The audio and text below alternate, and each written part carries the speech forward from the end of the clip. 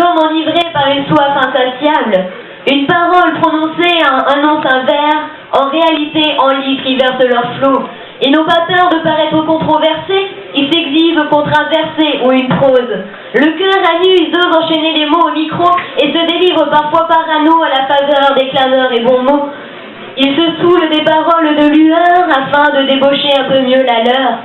C'est à l'eau de vie qui se vivifie, c'est par elle qu'ils deviennent versatiles. Ils sont d'étranges volatiles de la nuit, vous dérangent, paraît-il, par leur ivresse. À la main, ils ont un stylo et une feuille, remplaçant les lampées de Cronenbourg dans lesquelles ils noyaient leurs écueils. Ils se sont fait adeptes des calembours, ceux bourrés de talents demeurent sobres. En plein mois d'octobre ou en avril, beaucoup ne se découvrent pas d'un fil. Cependant, chemin dans le concept, au pied de la lettre, ils vous interceptent quand de silence ils se sont trop abreuvés. Leur véritable identité se révèle alors. Peu pudiques quand il s'agit d'être ludiques, les jeux de mots sont leur exutoire.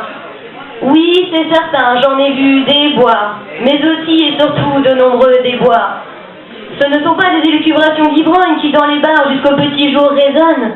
Mieux que l'alcool, le partage délie les langues, et les voix d'école s'imbibant d'éloquence. Il subsiste de la violence dans les propos, après tout, l'auteur aussi a ses défauts. Il distille dans la salle tout ce qui lui reste, reprend sa veste en voyant la fin arriver, absorbe les quelques vers restants à écouter. Puis, il s'en retourne chez lui, la face marquée d'un sourire mélancolique.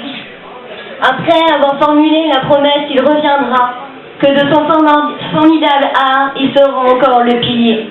Il sait que ses écrits resteront gravés en ces lieux. On se souviendra d'eux et on nous dira son nom. Merci à vous.